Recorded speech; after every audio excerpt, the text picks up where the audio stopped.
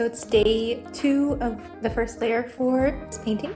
I didn't get a chance to finish all of it yesterday. I usually try and get the first layer done all in one day. That way everything's still wet and I can soften all my edges and everything, but it was just too much to do because there's 2 hands involved and a full face. So I'll show you how far I got and what I'm gonna do today.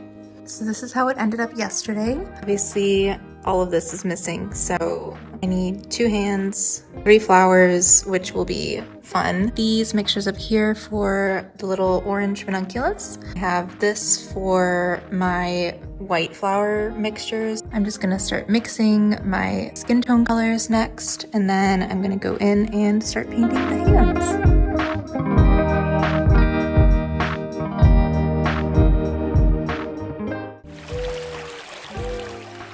I am working on the second layer, which I guess is considered the form pass because I'm just trying to refine everything. I've basically almost worked on everything. Right now I'm kind of in this area, in the nose. I haven't really touched the nose. The lashes haven't really been done, this eyebrow, but everything else basically has paint on it. It's not the correct paint yet. Basically, I'm just trying to work on getting the form to feel like it's actually something 3-dimensional. So I'm just being really strict on my values and making sure everything is as accurate as I can get it to be.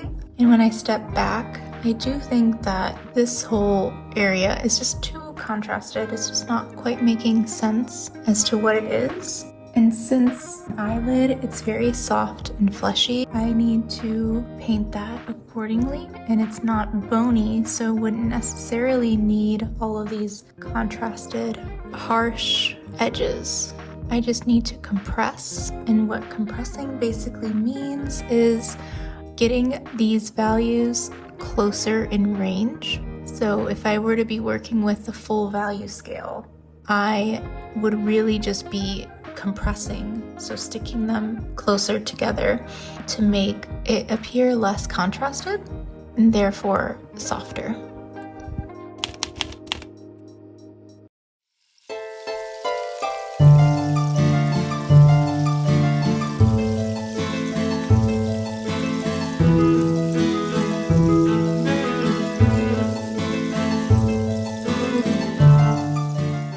If you were to ask me what my most common asked question is, it's this: mixing skin tones.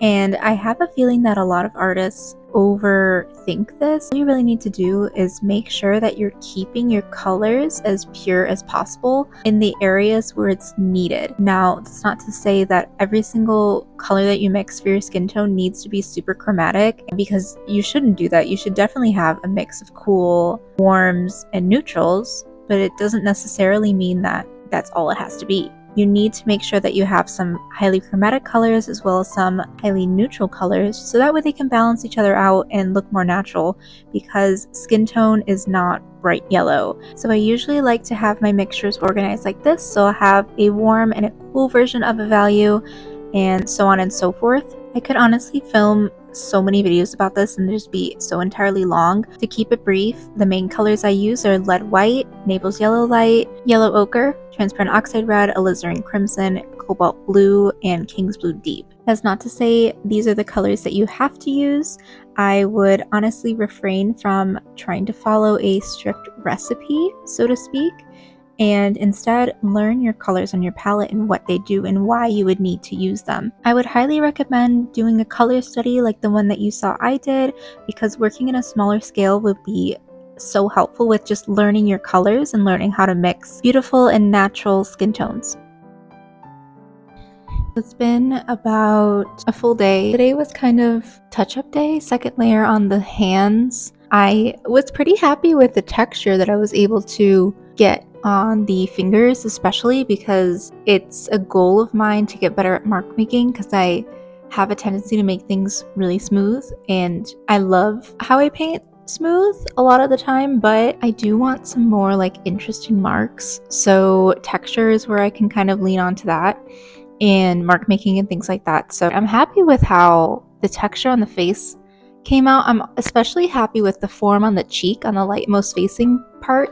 I love the marks on her cheeks. I grew up watching a lot of Pokemon and Sailor Moon, and I loved how the anime artists would put like those three little lines on their cheeks for like blush.